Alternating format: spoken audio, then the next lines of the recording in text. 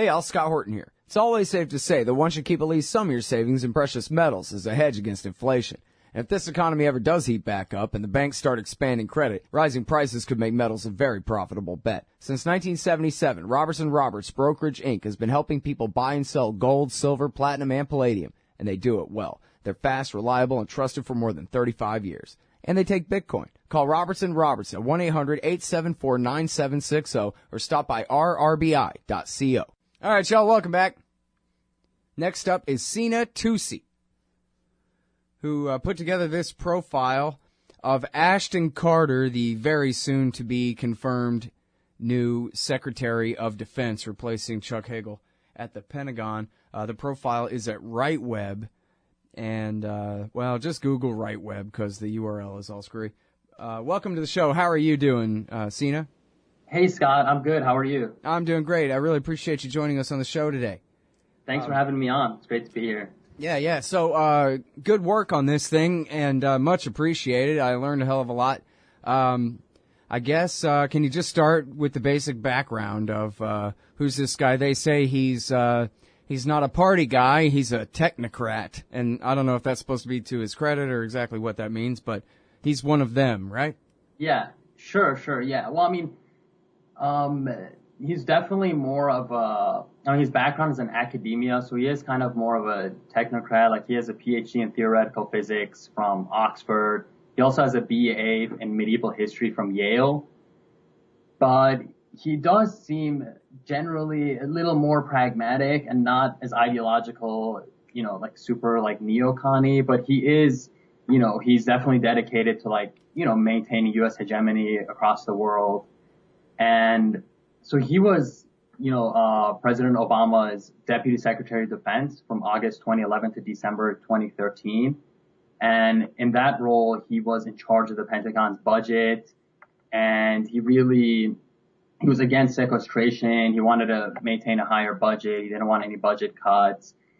He really kind of, tried to manage his pivot to Asia. He's been more aggressive on China. He's reached out to India, and, he negotiated all these arms deals with India as well during his time as Deputy Secretary of Defense. And, he's definitely been committed to just, maintaining that kind of just U.S., great power status and hegemony across the world. Yeah. And then, so he was also, before that, he was the Undersecretary of Defense for Acquisition, Technology, and Logistics in the first Obama term from April 2011 to October 2011, or from April 2009 to October 2011. And in this role, he was like the Pentagon's main weapons purchaser. And he was actually referred to as like Wolfie in reference to Paul Wolfowitz, because Paul Wolfowitz, also came from academia, and people were kind of worried that he would be similar to Paul Wolfowitz. But during that time, he didn't really have, weapons experience or like weapons development or acquisition experience.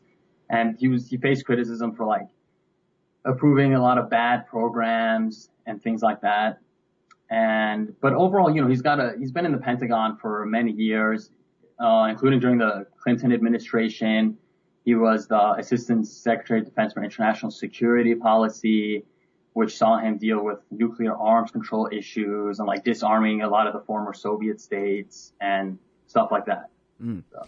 Hey, let's, when we get to reviewing all this, let's start right there. Back in the Clinton years, that makes me, I don't know, I guess I want to look at a silver lining kind of thing there, that if he, as you say in there, was working with Belarus and Ukraine on their nuclear disarmament, he must have been working in close cooperation with the Russians. He must know somebody in Moscow on a first-name basis, right? Hopefully. But then the one part of the Senate confirmation hearing that I was able to catch the other day, he was saying, oh, yes, I definitely think we should be arming the Ukrainians.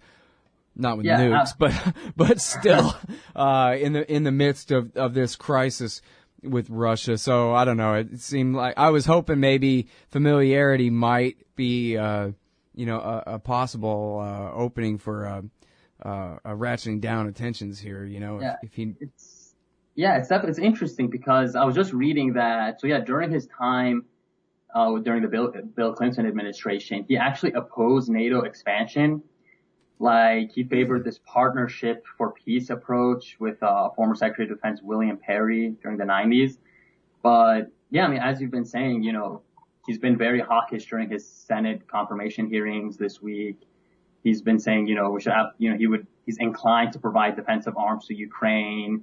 He wants to like finish the job in Afghanistan and not necessarily like, remove all U.S. troops. He said he doesn't want to speed up closing Guantanamo either. So, I mean, he's definitely more of a hardliner than Chuck Hagel. But yeah, and he's, even this week, like John McCain and Joe Lieberman, like they've been singing his praises and been saying like, we look forward to having you. And like Joe Lieberman, Joe Lieberman said he's bonded personally with Ash Carter. So, I mean, he's got that going for him as well.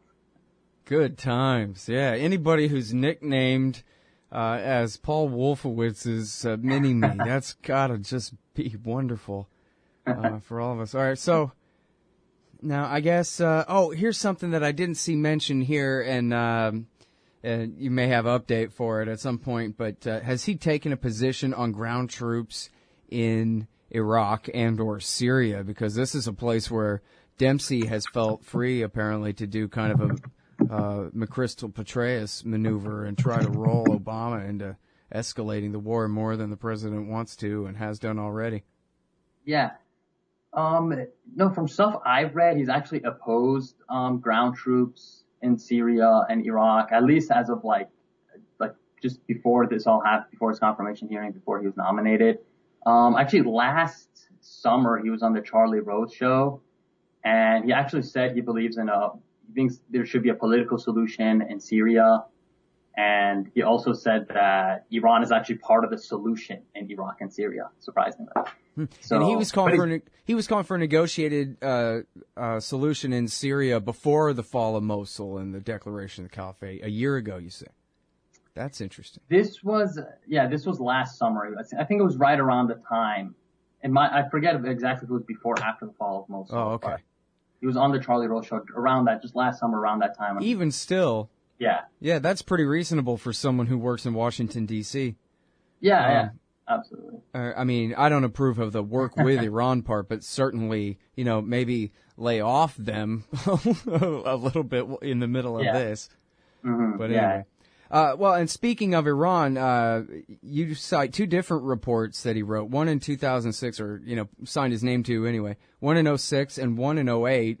And I think the one in 2008, the more alarming of the two, but they both seem pretty bad as far as the position that he took on Iran and their nuclear program, huh?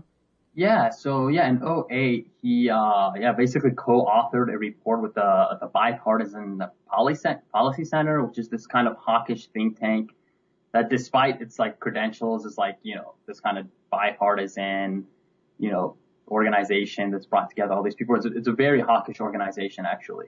And so he co-authored this report in 2008 with like basically these neoconservatives like Michael Rubin from American Enterprise Institute and people like Dennis Ross, who's a former Obama advisor on Iran, who's very hawkish as well.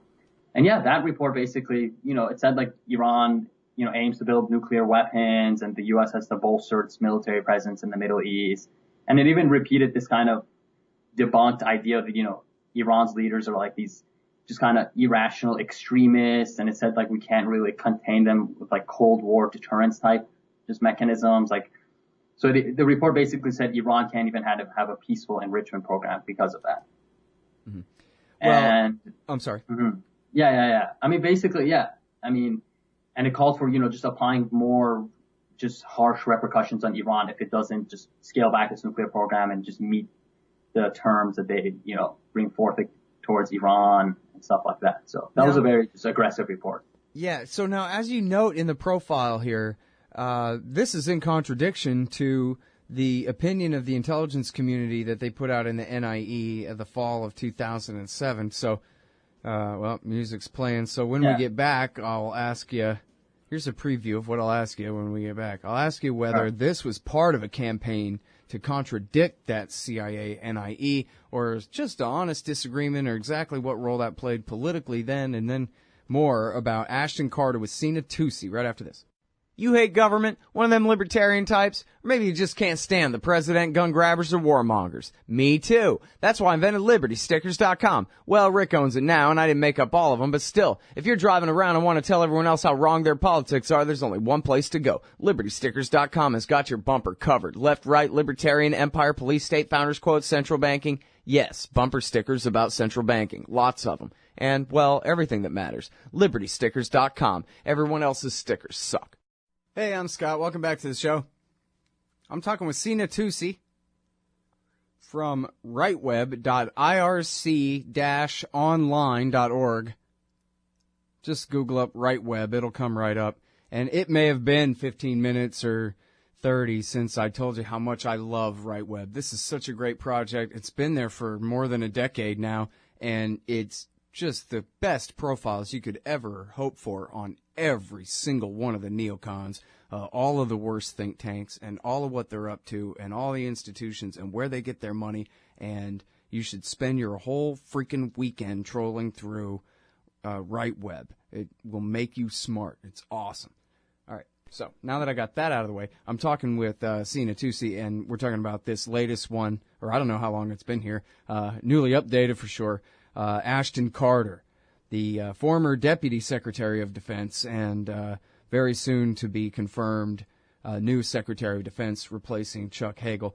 And so at the break we were talking, Sina, about the report that he signed on to that came out in 2008 with a bunch of AEI guys and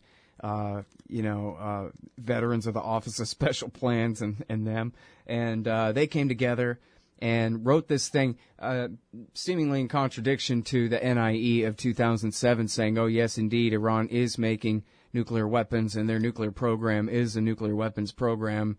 Somehow, I don't know if they just fudged that assertion in there or how exactly they try to prove it in the report. But what I'm really curious about is whether this was part of a concerted effort at the time that was being made to push back on the National Intelligence Estimate of '07 and try to somehow discredit that as bad intelligence and that actually Team B really knows better and that kind of thing. Yeah, you're right. There was a lot of backlash against that 2007 NIE. And that NIE was actually, from what I understand, it was kind of a move by the, members of the intelligence community to kind of undermine the Bush administration's efforts to go into war with Iran. I know a lot of people from stuff I've read in the Bush administration among these neoconservative and hardliner circles. They were furious with that NIE report. So yeah, this, the timing of this, bipartisan policy center report, it's very much, we can assume that, it was meant to kind of, challenge that NIE or just say it was untrue or something. So, I think they were trying to contradict it, but that's against the reality of what the situation has been. We've had countless, IAEA reports of Iran's nuclear program and, it's heavily inspected and especially in the past year and a half with the Geneva Agreement and the interim nuclear agreement. Iran is not developing a nuclear weapon. The program right now is very scaled back. Even during that time, they various reports, intelligence reports by the United States, even by Israel, they confirmed that Iran had not made the decision to actually build a nuclear bomb. They had a nuclear program, but, they weren't enriching uranium at, levels necessary to build the bomb ever. They've never enriched uranium to 90%, which is what that would be. And yeah, so these people, they were just trying to drum up an excuse for war, this policy center thing was basically a roadmap to war. Yeah, that's bad news that he signed on to that. It's sort of, the best we can hope for, with the Ukraine answer is, yeah, you got to tell these Republicans what they want to hear for a minute to make your money and move up the chain. But maybe he's a little bit softer in reality. That's about the best we got. But boy, if he's and this is the guy who's replacing Hagel right as they're supposedly negotiating a nuclear deal with the Iranians. So did he say in his hearing how well he supported Obama's effort on that? I didn't actually see him discuss Iran. I looked it up and stuff. He didn't really explicitly discuss anything related to Iran during his hearing. Wow, they didn't ask him about the nuclear talks, huh? It's weird. Yeah. I looked for it and I didn't see, any specific, statements he made regarding just Iran. I think he did just generally, like Washington Post has this line in their story about his hearing that, basically, I think he wanted to take a more aggressive approach in Ukraine and, Iran possibly. Actually, I'm not sure if I'm reading this right. No, I don't. It doesn't really mention anything about Iran, this story I'm reading. So yeah, I'm not sure. Yeah, he didn't. I'm not sure if they didn't ask him anything, or maybe he just didn't give an answer that these people have chosen to report. You do say in here though that he also has written that war with Iran would be no picnic, and we don't really want any part of that, and more cautious things along those lines. Yeah. Correct? Yeah, so that's the thing. So in 2009, he basically, co-authored another report that basically said that, in Iraq, the U.S. attack on Iran would be very, like, counterproductive in terms of just scaling back the nuclear program. Like, Iran would just rebuild it, or they would have to attack, like, repeatedly over time. And he even said, like, an Israeli strike it would have a negative impact for the United States. But so yeah, he was kind of warned of the consequences of an attack on Iran. But he also, in that report, he still said that, military action must be an integral part of just any strategy aimed at, halting Iran's, like, presumed nuclear bomb program or just nuclear program, Yep. Well, yeah, so it basically sounds like a pretty centrist kind of a guy, really, if that's where seems. I'm not saying moderate, but yeah, I mean, he just doesn't seem super ideological, and he's definitely more of a technocrat. He comes from academia, so he's not like, somebody like Donald Rumsfeld, obviously. But at the same time, I think it seems like he's definitely more hawkish than Chuck Hagel was. Yeah. So, but I mean, it remains to be seen how much he can actually do in the, these last year and a half of the Obama administration. I feel like, Obama, like, this is Obama's fourth Secretary of Defense. So at the same time, Obama doesn't want a fifth Secretary of Defense in the next year and a half. So maybe that'll give Carter some more leverage to do stuff he wants to do. But at the same time, it seems like, the Obama White House, they kind of dominate the decision making on foreign policy issues. Like, his NSA advisor, Susan Rice, or his Chief of Staff, Dennis McDonough. Like, they really have much more control, it seems like, of foreign policy, or at least they have had in the past 6 years, than like the Secretary of Defense. So I'm not sure how much of a change we'll be seeing in terms of policy and stuff. By the way, did he take a position in 2011 on regime change in Libya? You know what? I'm not sure, to be honest with you. All right. Well, that would be interesting to know too. That's something we'll definitely look up.